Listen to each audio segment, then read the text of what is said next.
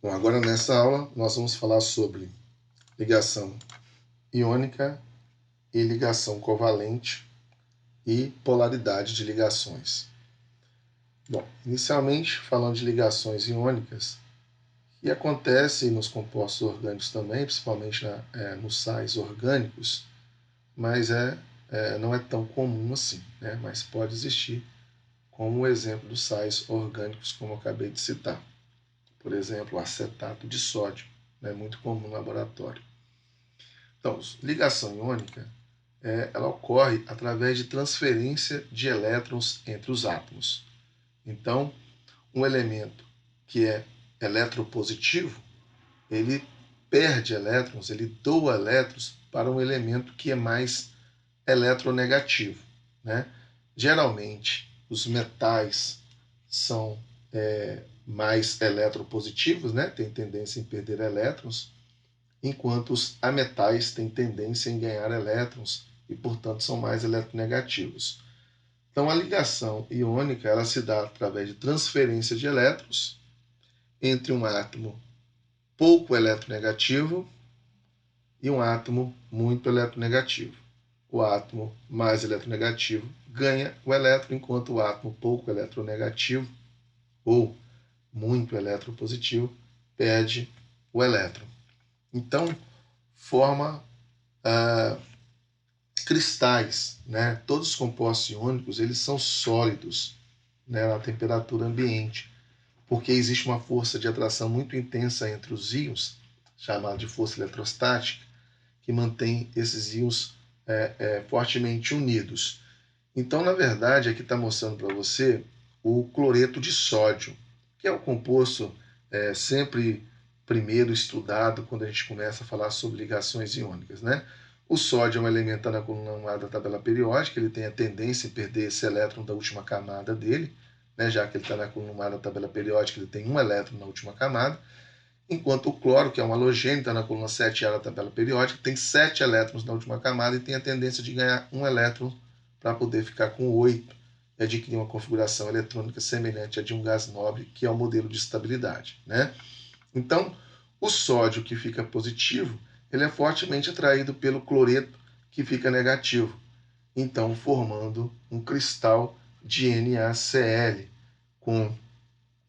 que apresenta alta temperatura de fusão e são cristais duros e quebradiços, como a gente pode analisar aqui nessa figura, onde na figura A você tem aí uma fotografia de um microscópio mostrando esses cristais de NaCl e já na figura B mostrando para você a ordenação desses íons Na+, e Cl- num retículo cristalino bem ordenado aqui.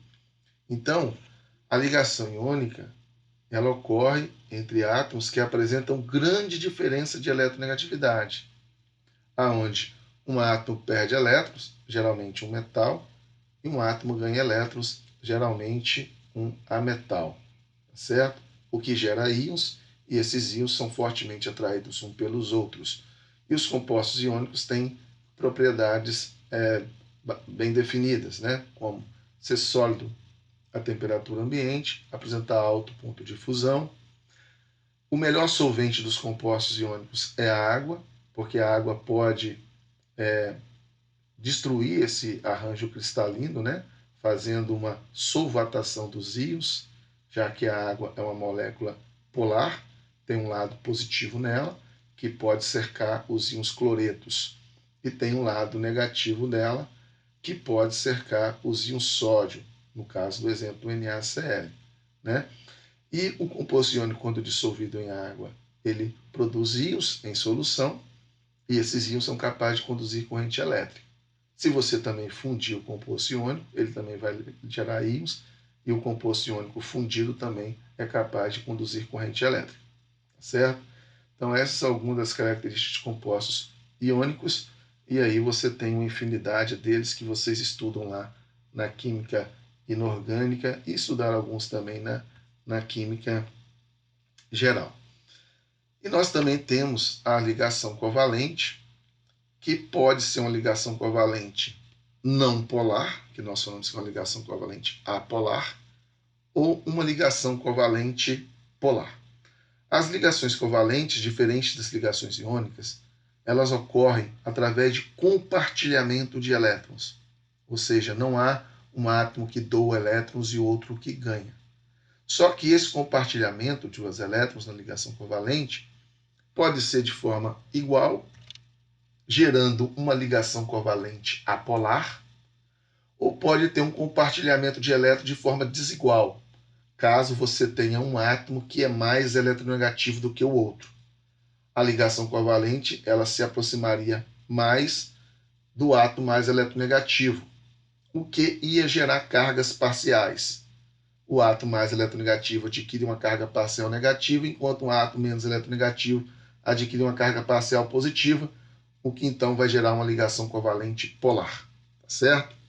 Então, quando a ligação covalente ocorre com igual compartilhamento dos elétrons, nós temos uma ligação covalente não polar ou simplesmente apolar. Um exemplo é a molécula de gás hidrogênio. Está existindo um compartilhamento de elétrons entre dois átomos de hidrogênio, já que os átomos pertencem ao mesmo elemento químico, eles têm a mesma eletronegatividade. Então, o compartilhamento de elétrons se dá de forma igual, não gerando, então, cargas sobre nenhum dos átomos. Portanto, a ligação covalente ela é não polar ou apolar. Quando o compartilhamento de elétrons entre átomos ocorre com átomos de diferente eletronegatividade, nós temos uma ligação covalente polar, como o exemplo do fluoreto de hidrogênio, ou ácido fluorídrico, que aparece aí o HF. Né? O átomo de flúor é mais eletronegativo do que o átomo de hidrogênio, né? Aliás, o flúor é o átomo mais eletronegativo que nós temos na tabela periódica, e o hidrogênio tem uma eletricidade menor. Então, o compartilhamento de elétrons entre o hidrogênio e flúor não é de forma igualitária. O par de elétrons compartilhado entre hidrogênio e flúor ele está mais próximo do flúor do que do hidrogênio. Isso acaba gerando uma carga parcial positiva sobre o hidrogênio e uma carga parcial negativa sobre o flúor, o que então vai originar uma ligação covalente polar. Tá? Então, vou mostrar outros exemplos aqui. Por exemplo, o HCl, aqui, o ácido clorídrico. O cloro é mais eletronegativo do que o hidrogênio, então a gente representa um delta minúsculo, indicando uma carga negativa sobre o cloro, indicando que esse compartilhamento de elétrons, que está sendo representado por esse traço, né, a gente indica que tem um elétron aqui e outro aqui, né, já que o hidrogênio só tem um elétron mesmo, no seu estado fundamental, quando ele compartilha aqui, ele passa a ter dois elétrons, porque esses dois elétrons representados por esse traço aqui pertencem tanto ao hidrogênio quanto ao cloro. Mas pelo cloro ser mais eletronegativo do que o hidrogênio, esse par de elétrons é mais próximo do cloro, o que gera uma carga parcial negativa sobre ele e uma carga parcial positiva sobre o hidrogênio. Então, você tem aqui uma ligação covalente polar. E para cada ligação covalente polar, nós podemos desenhar um vetor. Esse vetor é uma seta, né, que indica para onde os elétrons vão migrar mais, né, para onde eles estão mais próximos, que é no caso do átomo mais eletronegativo, que é o cloro. Então, essa seta vai em direção ao cloro, indicando que o cloro é mais eletronegativo do que o hidrogênio, então indicando também que essa ligação entre hidrogênio e cloro é uma ligação covalente polar. Então, para cada ligação, a gente pode desenhar um vetor de momento dipolar, indicando uma polaridade dessa ligação. Nós temos o exemplo da água e da amônia. No caso da água, você tem duas ligações entre hidrogênio com oxigênio, né, dois átomos de hidrogênio se ligando ao oxigênio. O oxigênio é mais eletronegativo do que os hidrogênios, por isso tem carga parcial negativa sobre o oxigênio, e sobre cada hidrogênio tem carga parcial positiva, indicando que esse compartilhamento de elétrons aqui está mais próximo do oxigênio, e esse compartilhamento de elétrons aqui também está mais próximo do oxigênio. E o oxigênio que está na coluna 6A, ele tem 6 elétrons, 4 elétrons deles não formam ligação, são elétrons não ligantes, né? A gente fala que são dois pares de elétrons não ligantes que nós temos aqui, e quando ele forma duas ligações, esses dois elétrons pertencem tanto ao hidrogênio, deixando o hidrogênio estável, o hidrogênio precisa apenas de dois elétrons para ficar estável, ele adquire uma configuração eletrônica semelhante ao gás nobre hélio. E o oxigênio, fazendo duas ligações, ele passa a ter 2 elétrons aqui, mais 2 aqui. E esses 4 elétrons não ligantes, ele passa a ter 8. Portanto, ele fica estável com a configuração eletrônica semelhante ao gás neônio, ao gás nobre neônio, que é o modelo de estabilidade para ele. Já a amônia, da mesma forma, o nitrogênio é mais eletronegativo do que os hidrogênios, e o nitrogênio tem 5 elétrons na última camada, já que ele se encontra na coluna 5A da tabela periódica, portanto, precisa formar 3 ligações covalentes, 3 compartilhamentos de elétrons, tá certo? Como ele é mais eletronegativo, esses 3 pares de elétrons compartilhados estão mais próximos do nitrogênio do que do hidrogênio, tá certo? Bom, então, de forma simplificada aqui, nós temos a seguinte situação em relação à ligação iônica e covalente. Lembrando também que nós temos a ligação metálica. A gente não está falando muito sobre ela aqui porque ela não se aplica muito nos compostos orgânicos. Existem compostos organometálicos, por exemplo, o magnésio se ligando ao carbono, um reagente de Grignard, por exemplo, que nós vamos estudar futuramente, mas não se trata de uma ligação metálica. Uma ligação metálica ocorre entre metais, que é o que não se aplica aqui nos compostos orgânicos, já que todo composto orgânico tem que ter o elemento químico carbono, né? Bom, então, nós temos a ligação iônica, que ocorre quando, entre átomos, quando eles apresentam grande diferença de eletronegatividade, tá certo? Então, aqui nós temos o fluoreto de potássio, o cloreto de sódio, formando, então, compostos iônicos, já que potássio e flúor apresentam grande diferença de eletronegatividade entre eles. Então, o potássio doa elétrons, enquanto o flúor recebe elétrons. E do NaCl nós já explicamos, né? Então, a ligação iônica ocorre com transferência de elétrons, e isso ocorre quando há grande diferença de eletronegatividade entre os átomos que formam a ligação química. Já a ligação covalente, ela pode ser uma ligação covalente polar e uma ligação covalente apolar. Uma ligação covalente polar vai existir quando existe a ligação, o compartilhamento de elétrons entre átomos com diferença de eletronegatividade. No caso, o oxigênio é mais eletronegativo do que o hidrogênio, então essa ligação é considerada polar. O nitrogênio é mais eletronegativo do que o hidrogênio, então essa ligação é considerada polar. A ligação entre 2 átomos de carbono é uma ligação covalente apolar, porque 2 átomos iguais vão ter a mesma eletronegatividade, portanto, não vai gerar cargas parciais sobre nenhum átomo. O autor desse livro, ele trata a ligação de carbono e hidrogênio como também sendo uma ligação covalente apolar, porque a diferença de eletronegatividade entre o carbono e o hidrogênio é muito pequena, tá? Por exemplo, o carbono tem eletronegatividade igual a 2,5 e o hidrogênio eletronegatividade igual a 2,1. Então a diferença dá apenas 0,4. Ou seja, a ligação carbono-hidrogênio, alguns autores podem até considerar essa ligação sendo uma ligação covalente polar, porque existe uma pequena diferença de eletronegatividade entre o carbono e o hidrogênio. Mas o autor desse livro considera que essa diferença é muito pequena, portanto, trata essa ligação entre carbono e hidrogênio como sendo uma ligação covalente apolar. Nessa tabela 1.3 é uma tabela útil para você consultar, né? Apesar que você, como estudante de química ou de qualquer curso que a química é fundamental, você deva estar familiarizado com a tabela periódica mais completa, com mais informações, e essa tabela periódica mais completa vai ter a informação da eletronegatividade dos elementos. Aqui nessa tabela 1.3 apresenta alguns dos elementos da tabela periódica com as suas respectivas eletronegatividades, verificando que quanto mais à direita e mais acima da tabela periódica, você encontra os elementos mais eletronegativos. Né? Os gases nobres não possuem eletronegatividade, porque os gases nobres não têm tendência em formar ligações químicas, portanto, eles não têm tendência em ganhar elétrons, que é uma definição de eletronegatividade. Né? Então, o flúor é o elemento mais eletronegativo que nós temos, cuja eletronegatividade é 4,0. Depois nós temos o oxigênio e o nitrogênio, formando aquela pequena palavra FON, que são os 3 elementos mais eletronegativos que nós temos.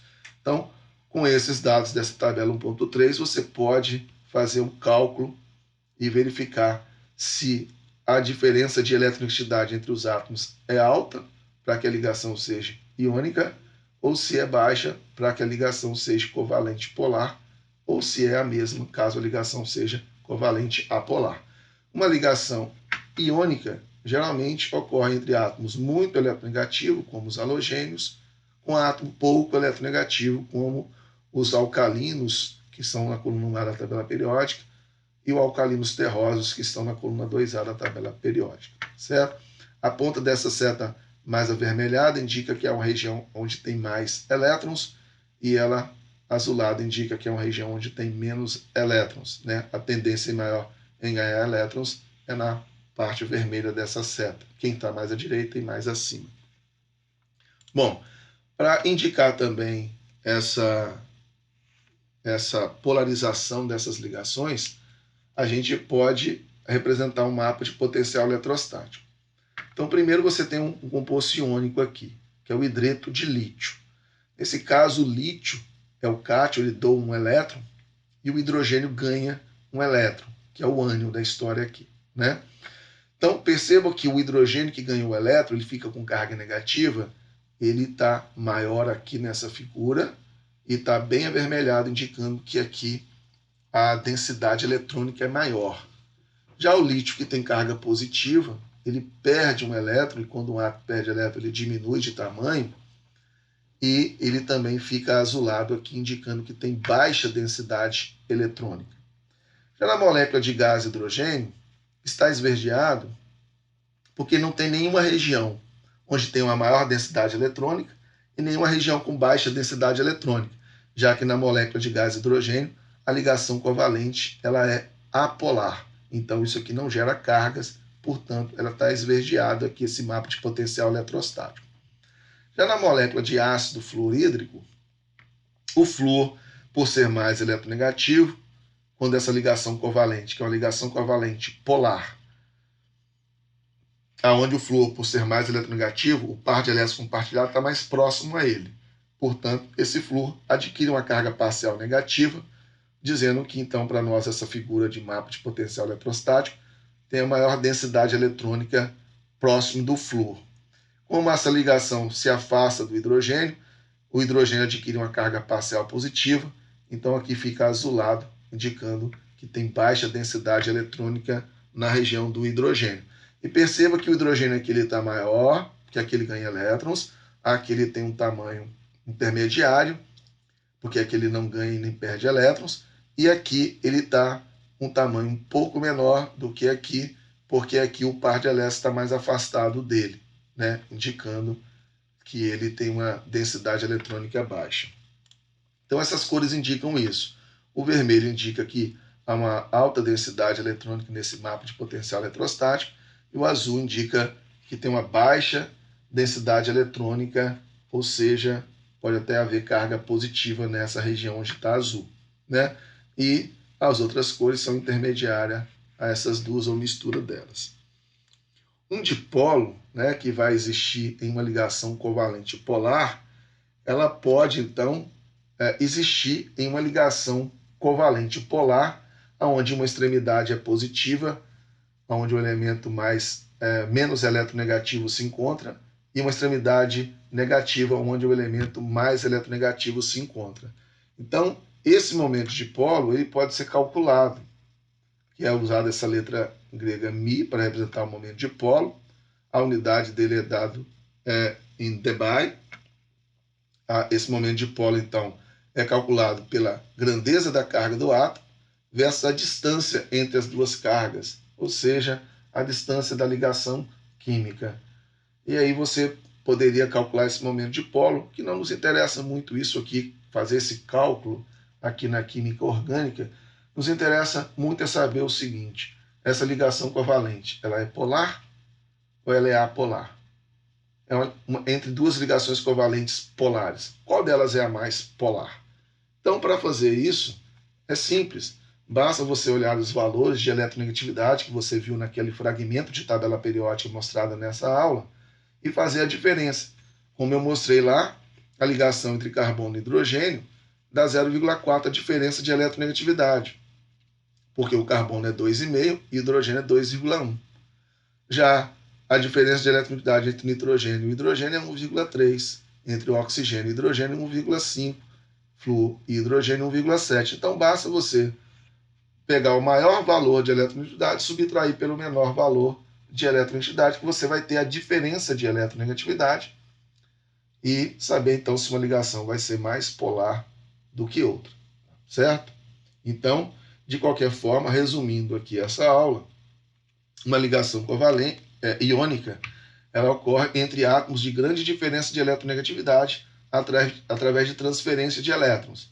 O átomo menos eletronegativo doa elétrons, enquanto o átomo mais eletronegativo ganha elétrons, o que vai gerar íons. E esses íons são atraídos através de uma força eletrostática de alta intensidade. Já quando existe uma baixa diferença de eletronegatividade entre os átomos ou nenhuma diferença de eletronegatividade entre os átomos, vai haver uma ligação covalente, que é um compartilhamento de elétrons. Né? Se esse compartilhamento de elétrons ele for igualitário, é porque os dois átomos que formam a ligação covalente têm a mesma eletronegatividade. E essa ligação covalente é uma ligação covalente apolar.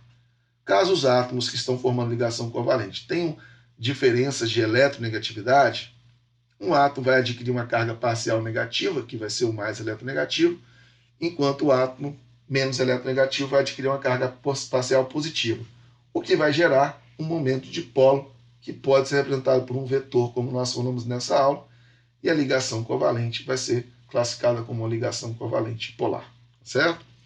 Então finalizamos essa aula aqui e até a próxima aula.